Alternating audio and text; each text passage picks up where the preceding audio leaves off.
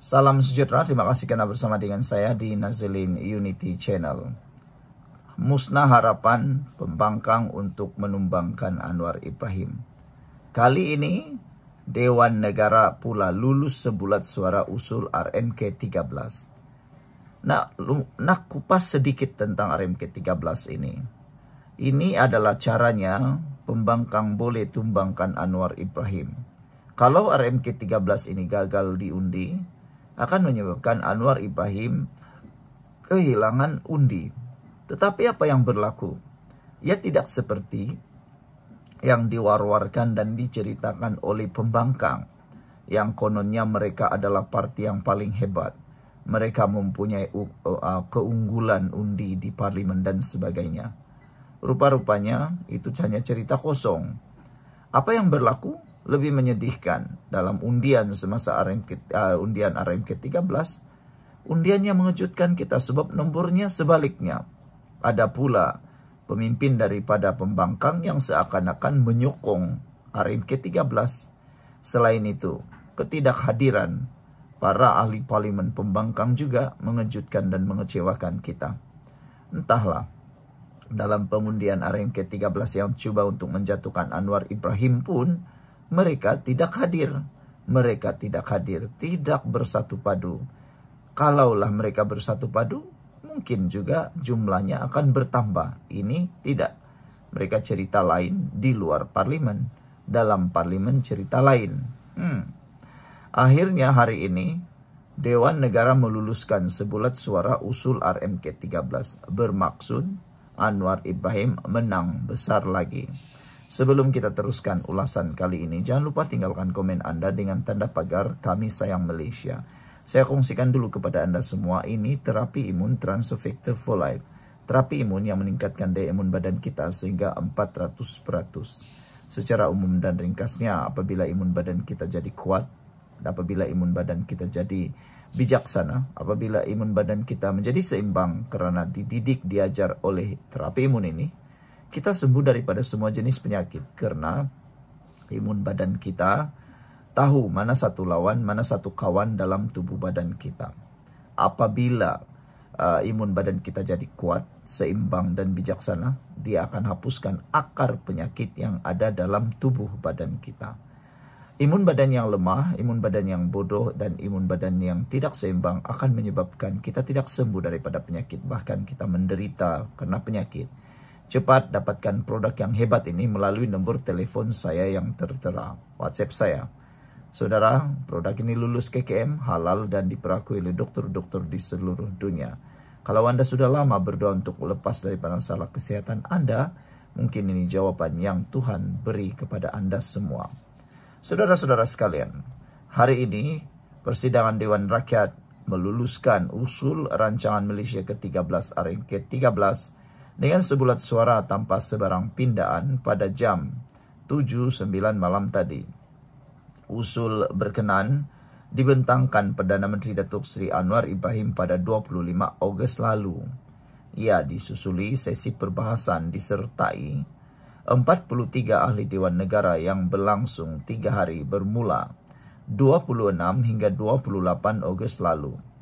Sesi penggulungan RMK 13 pula bermula semalam, membabitkan 13 menteri serta timbalan menteri dan disambung hari ini oleh 15 kementerian.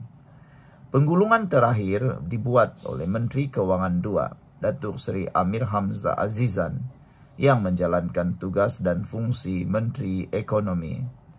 Yang dipertua Dewan Negara, Datuk Awang Bemi Awang Alibasa, ketika mengerusikan mesyuarat berkata, usul RMK 13 itu diluluskan sebulat suara oleh ahli Dewan Negara.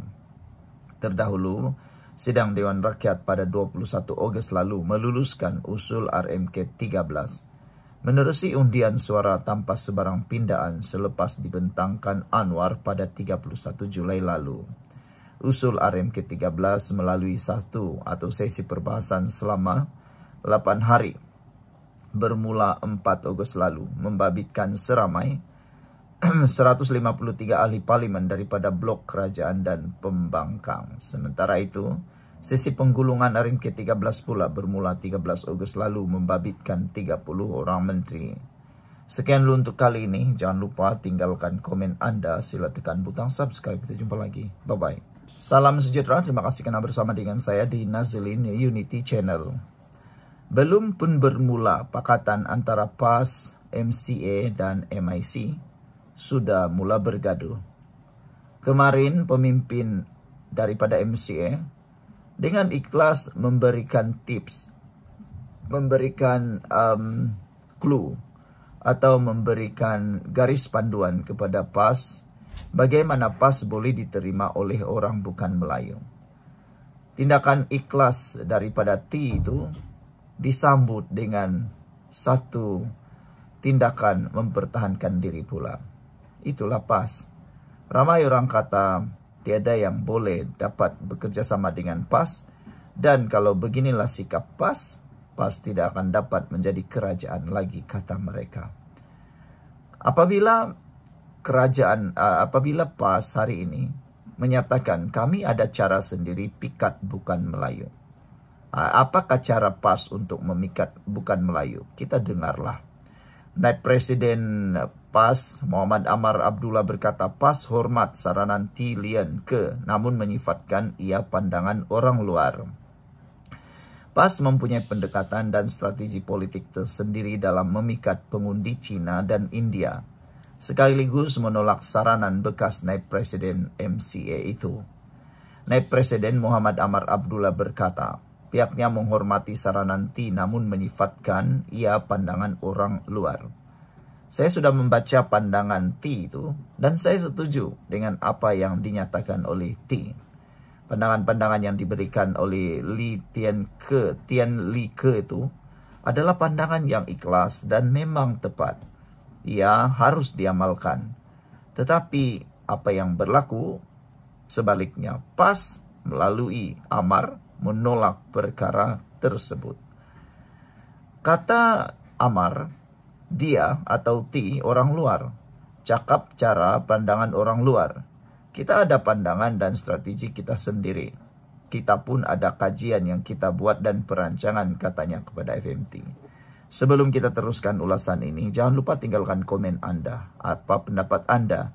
Benarkah MCA, MIC boleh bekerja sama dengan PAS? Ataukah ia hanya jadi impian semata-mata karena belum mula pun sudah bergaduh? Sebelum kita teruskan ulasan ini, izinkan saya kongsikan dulu kepada Anda semua. Ini adalah terapi imun Transfer Factor for Life. Terapi imun yang meningkatkan daya imun badan kita sehingga 400%. Secara umum dan ringkasnya, apabila imun badan kita lemah, apabila imun badan kita jadi bodoh, apabila imun badan kita mengganas daripada dalam tubuh badan kita tidak sembuh daripada semua jenis penyakit dan kita tidak sembuh daripada penyakit. Tetapi apabila imun badan diajar oleh terapi imun ini menjadi kuat, bijaksana, dan juga seimbang, kita sembuh daripada semua jenis penyakit karena imun badan kita itulah yang melawan dan menghapuskan akar penyakit yang tersembunyi di dalam tubuh badan kita. Terapi imun ini lulus KKM, halal dan diperakui oleh dokter-dokter di seluruh dunia. Cepat dapatkan produk ini melalui nomor telepon saya yang tertera. Produk ini lulus KKM, halal dan diperakui dokter-dokter di seluruh dunia. Cepat dapatkannya. Kalau Anda sudah lama berdoa untuk masalah kesehatan Anda, mungkin ini jawaban yang Tuhan hantar untuk membantu Anda semua. Saudara-saudara sekalian, semalam T menggariskan beberapa strategi untuk PAS menarik pengundi Cina dan India, termasuk meninggalkan retorik agama serta politik. Katanya PAS seharusnya menumpukan isu memberi kesan kepada rakyat, bukan terus memainkan naratif ketuanan Melayu dan politik Islam yang menurutnya menakutkan pengundi bukan Melayu Islam. Menurutnya, pengundi India dan Cina cenderung menilai sesebuah parti berdasarkan cara ia menyelesaikan isu berkaitan ekonomi, pendidikan, kos sara hidup, dan peluang pekerjaan selain perlu mendekati masyarakat itu dengan ikhlas, bukan melihat mereka hanya melalui lensa politik. Kenyataan itu hadir susuran perlawanan timbalan Presiden PAS Tuan Ibrahim Tuan manda kepada MCA dan MIC untuk menyertai Perikatan Nasional PN selepas beberapa bahagian negeri MIC dan MCA mendesak parti masing-masing keluar BN kerana rasa tidak puas hati terhadap ketiadaan jawatan dalam kerajaan. Sementara itu, ahli jawatan kuasa PAS Terengganu Hanafi Ahmad menggesa semua pihak melihat fakta sebenar terlebih dahulu sebelum mengeluarkan kenyataan berhubung pendirian partinya terhadap masyarakat bukan Islam. Adun Cukai itu menegaskan, PAS sentiasa mengangkat kebajikan semua rakyat tanpa mengira kaum atau agama sambil menolak dakwaan parti itu mengamalkan politik retorik kerana asas perjuangannya adalah membawa keberkatan, keadilan dan kesejahteraan dalam pemerintahan. Jangan hanya membuat andaian berpandukan persepsi atau laporan media semata-mata. Dengarlah secara langsung daripada PAS melalui dialog, pertemuan dan keterlibatan bersama pimpinan serta ahli kami, agar gambaran diterima lebih tepat dan adil, katanya lagi. Sekian untuk kali ini. Jangan lupa tinggalkan komen anda, tekan butang subscribe. Bye-bye.